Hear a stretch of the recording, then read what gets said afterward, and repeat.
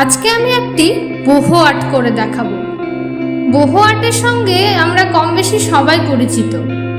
খুব সহজেই কিন্তু এঁকে ফেলা যায় এই বহু আর্ট, এবং স্বল্প পরিশ্রমেই খুব সুন্দর একটি আর্ট ফর্ম ক্রিয়েট করা যায়। কিন্তু তোমরা কি জানো এই বহু আর্ট এলো কোথা থেকে?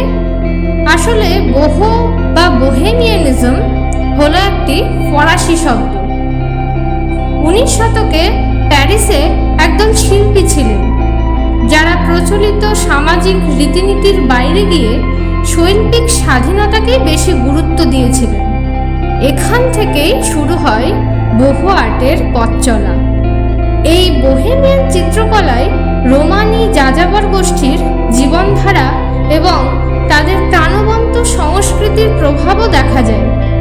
পরবর্তীতে সাহিত্য ও সঙ্গীতের মাধ্যমে বহু শিল্পকে রোমান্টিক রূপ দেওয়া হয়, যার ফলস্বরূপ আজকের এই বহু আর্টকে আমরা দেখতে পাই।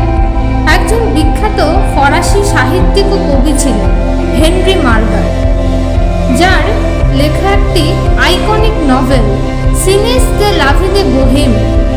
এই আইকনিক নভেলে এই জীবনধারাকে মহিমান্বিত করেছিলেন হেনরি মার্গার। অন্যদিকে ফ্যাশন এবং ইন্টেরিয়র ডিজাইনেও বহু আর্টের ছাপ ভীষণভাবে দেখা যায়। 19 শতকের মাঝামাঝি সময়ে এই স্টাইলটি একটি মুক্ত জীবনযাত্রার সমার্থক হয়ে ওঠে, যা মূল ধারার ফ্যাশন এবং সামাজিক রীতিনীতির বিরোধিতা করে। 1960 ও 70-এর দশকে হিপ্পি আন্দোলন, যা ইউএসের একটি যুব আন্দোলন হিসেবে বিকাশ লাভ করেছিল, এই হিপ্পি আন্দোলন বহু ফ্যাশনকে গ্রহণ করে। তখন এই বহু আর্টের একটি উল্লেখযোগ্য পুনরুত্থান ঘটে। আন্দোলনকারীরা প্রাণবন্ত কাপড় এবং আরামদায়ক সিলুয়েটের মাধ্যমে বস্তুবাদের বিরুদ্ধে স্বাধীনতা এবং প্রতিরোধ গড়ে তুলেছিলেন। আজও এই বহু আর্ট আধুনিক ফ্যাশন ইন্ডাস্ট্রিকে ভীষণভাবে প্রভাবিত করে চলেছে এর স্বাচ্ছন্দ্যময় নীতি বজায় রেখে। বোহেমিয়ান ইন্টেরিয়র ডিজাইনও বহু ফ্যাশনেরই মতো স্বাধীনতা ও সারগ্রাহিতাকে চিহ্নিত করে। বহু শিল্প আন্দোলন 1960-এর দশকের প্রথম দিকে নিউ ইয়র্কে প্রথম শুরু হয়েছিল।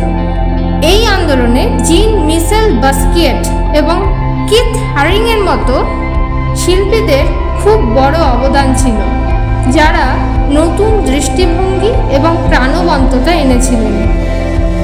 1964 সালে নিউ ইয়র্কের পিয়েরে ম্যাটিস গ্যালারিতে বহু আর্টের একটি প্রদর্শনী হয়, যা বহু শিল্পের বিবর্তনে এক ঐতিহাসিক মুহূর্ত তৈরি করে দিয়েছিল। 19 শতকে জেন মরিস এবং এফি গ্রের মতো ব্যক্তিদের দ্বারা এই বহু আর্ট আরও জনপ্রিয় হয়ে ওঠে, যারা তাদের বহু শিল্প প্রভাবিত পোশাক দিয়ে প্রচলিত যে ফ্যাশন তাকে চ্যালেঞ্জ জানান এবং ফ্যাশন ইন্ডাস্ট্রিকে এক অনন্য মাত্রা এনে দেন। 1944 সালে প্যারিসের স্বাধীনতা বোহেমিয়ান চেতনাকেও তুলে ধরে। সেই সময়ের নারীরা কালারিং স্কার্ট পরার সাথে সাথে চুলে ফুল লাগাতেন।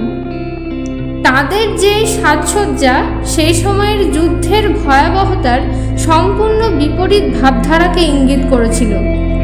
এই মুহূর্তগুলি কেবল ফ্যাশনকেই প্রভাবিত করেনি, বরং বহু দর্শনের গভীর সংস্কৃতিকেও প্রভাবিত করেছিল। আসলে বহু ফ্যাশন কমফোর্টেবল ফ্যাশনের উপরই বেশি জোর দেয়। এই জাতীয় ফ্যাশন মানুষের কাছে অনেক বেশি ভ্রমণ বান্ধব, কেননা এটি সাজসজ্জার চেয়ে আরামের উপরেই বেশি জোর দেয়। জেনিফার লোপেজ এনার মতো একজন বিখ্যাত ফ্যাশন আইকনও কিন্তু এই বহু ফ্যাশনকে প্রদর্শন করেছিলেন।